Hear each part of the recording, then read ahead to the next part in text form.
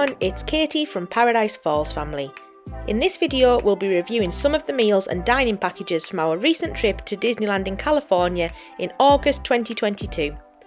We've talked about our time in Disneyland in a separate vlog, and here we'll go into our dining choices in a little more detail.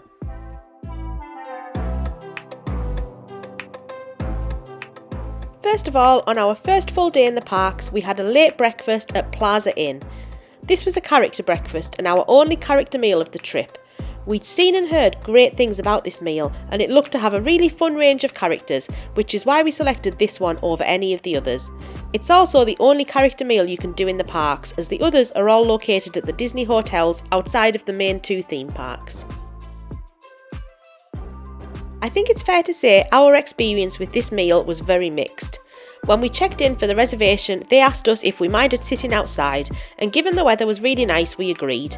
However, what we weren't told was that the characters don't tend to come outside very much, and so unfortunately it was a battle throughout the meal to try and get the characters to come over to our table and avoid disappointing the kids.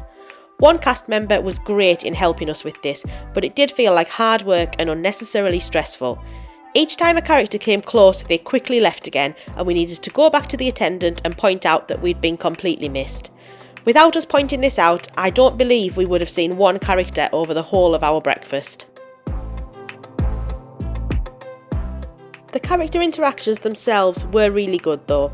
We met Minnie, Chip and Dale, Winnie the Pooh, Tigger and Piglet. The kids had a great time, but if we're honest, we'd seen recent videos of Captain Hook and Smee and others like them, so we were a little bit disappointed we weren't able to meet them, with them being big family favourites. Having said that, the character meats at Disneyland are generally superb, so we can't complain too much. In terms of food, it was a standard breakfast buffet, so plenty to eat, but standard quality. You're paying for the characters here, not necessarily the food. In terms of cost, this meal very roughly cost us around $130. Pricey for breakfast, but we thought it was ultimately worth it, and we'd probably pay it again. However, next time we'd certainly sit inside. Sitting outside just made us feel like we should have just bought a pastry from the nearby Jolly Holiday Bakery Cafe. It didn't feel like a sit-down character meal, and I believe sitting outside should be much cheaper than those who were seated inside. These two experiences are not comparable and shouldn't be packaged and priced the same way. Our next meal that evening was the Fantasmic dining package at the River Belle Terrace. There are various different options for a dining package with reserved seating for Fantasmic. You can eat at the Blue Bayou and have lunch or dinner, 2-course meal and a non-alcoholic drink for $89 per adult and $35 per child. You can also book the standard dining package at River Belle Terrace, which lets you pick from a menu and costs $50 per adult and $30 per child. You can also do an even cheaper option at Hungry Bear, which is $35 per adult and $25 per child. All of these options then include a voucher for a reserved viewing spot of Fantasmic that evening.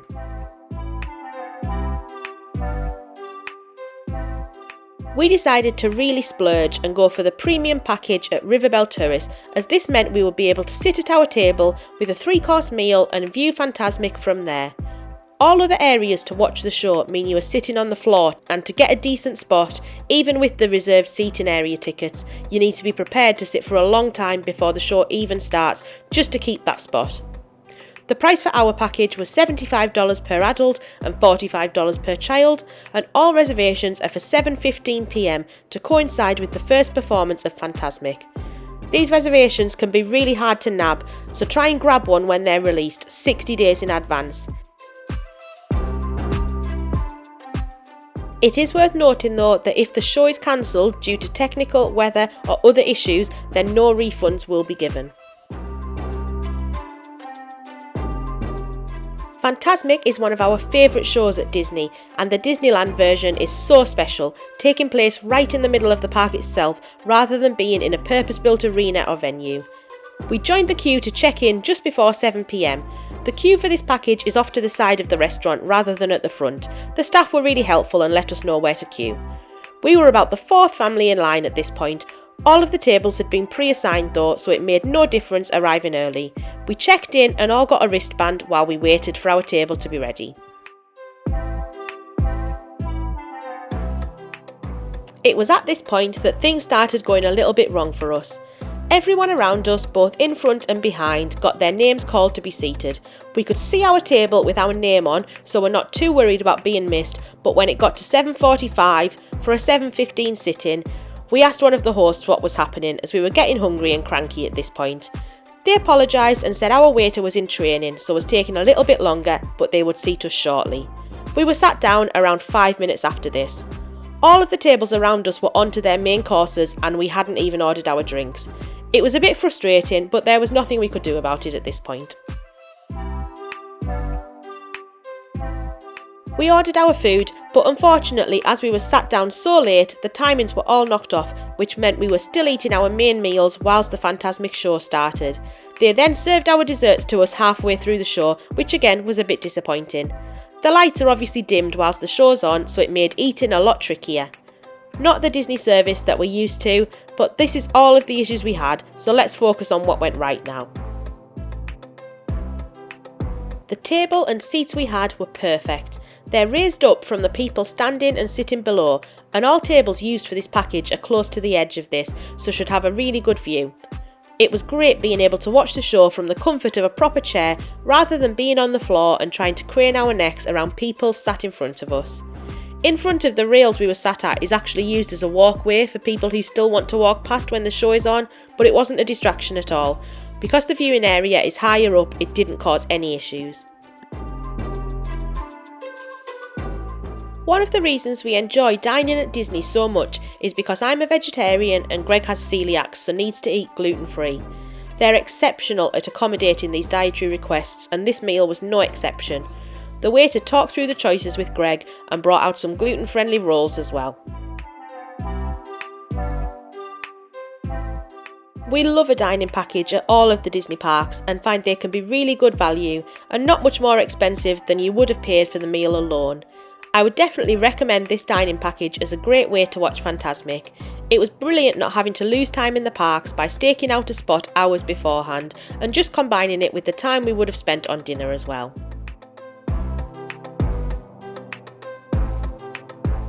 The next day, to save a little money, our only table service meal was at Lamplight Lounge in the California Adventure Park. This was a standard meal, no package or characters.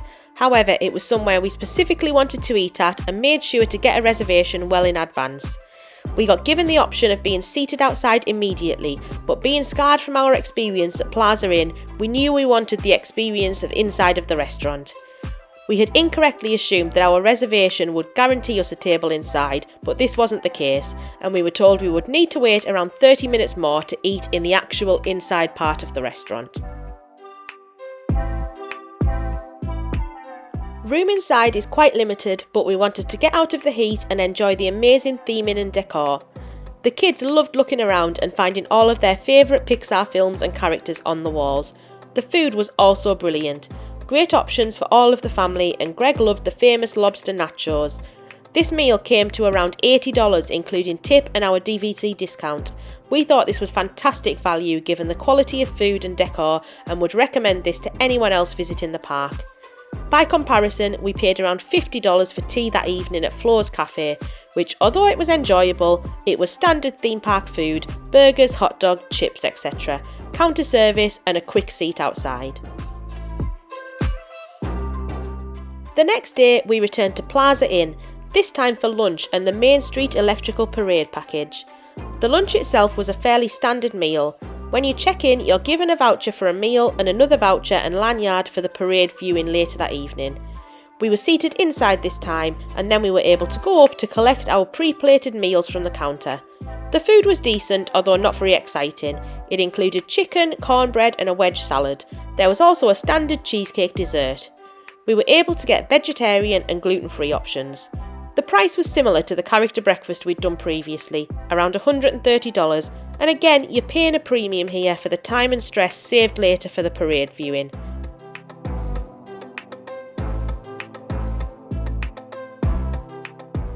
We were really lucky as we managed to get this in just before they stopped this parade again.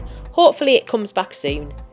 We had a quick tea at Pizza Planet in Tomorrowland for around $50, again standard theme park food, but we enjoyed the theming of this restaurant. Then we made sure to head over to the entry point for the reserved viewing area in plenty of time, as queues do form here ahead of the official entry time.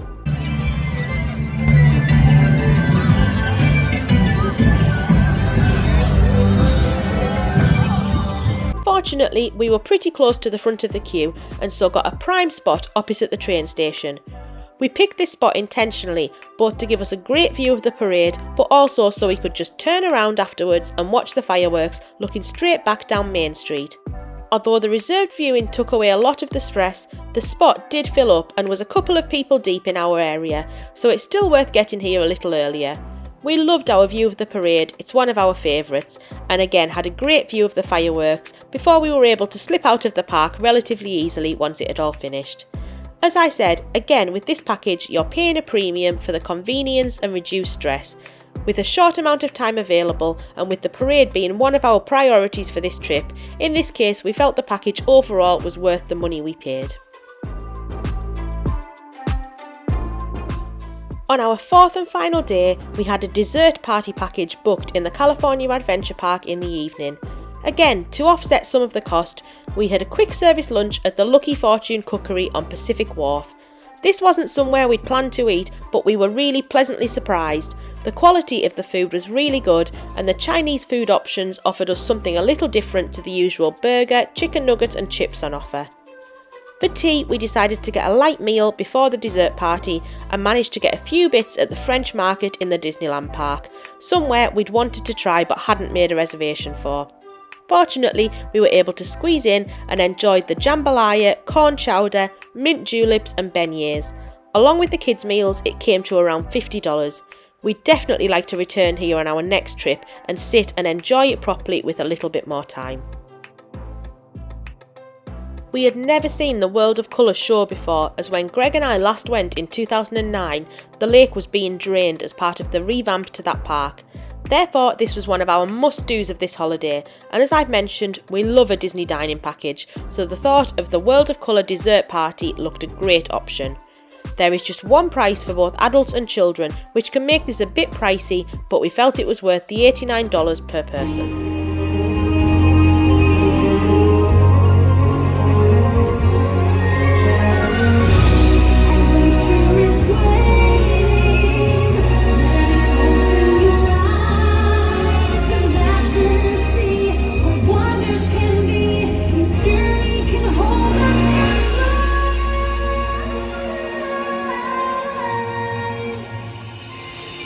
For this price you get a pre-made plate full of desserts and cheeses, 2 alcoholic drinks per adult, unlimited soft drinks and bottled water, and a non-alcoholic cocktail served in a glowing souvenir cup for the children.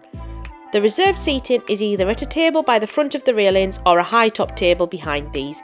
You are asked for your preference and assigned a table at check-in here, so it's worth going early if you have strong feelings on this.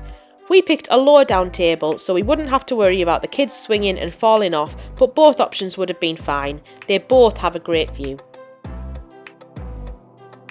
The reservation is for 60 minutes before the World of Colour show. Timings depend on which show you're booked in for and the time of the year.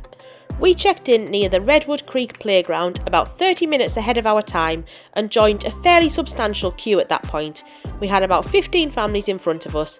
We were all given wristbands and then walked over to the dining area at Paradise Gardens Park when it was time.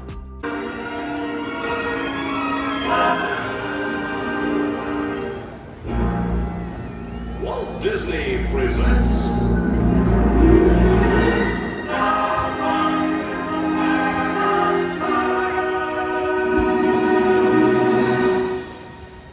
Our server here was absolutely fantastic. She was really friendly and explained about the free drinks etc, and she even made sure we were stocked up on water before we left. She offered to take lots of pictures of us as a family of 4 before the show started, which we really appreciated. It was so nice getting pictures of all of us with the great backdrop over the lagoon.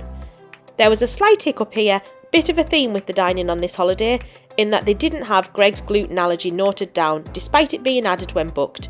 They dealt with it really well here though, apologised, gave him the pre-prepared plate and talked him through what he could eat from that plate and told the kids to just eat the rest of them, and they then said they would see what they could do. They came back with another plate full of things he could eat about 20 minutes later, which was great given that the gluten allergy note hadn't been passed on to them. We felt they really dealt with this well.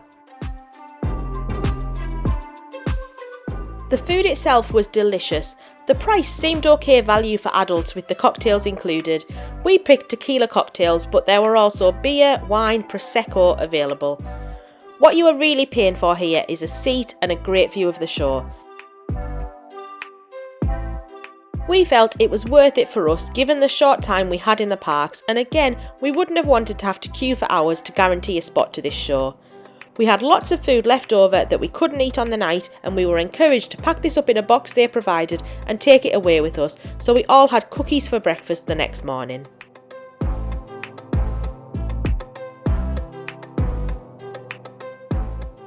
The World of Colour show itself was absolutely brilliant. It shows the true magic of Disney, and we all thought this was one of the best shows we've seen in a Disney park.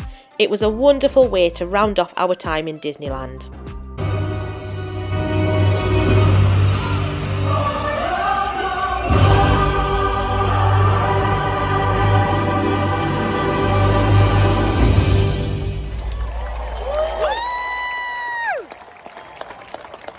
So that's our thoughts on our dining choices for our trip to Disneyland, California.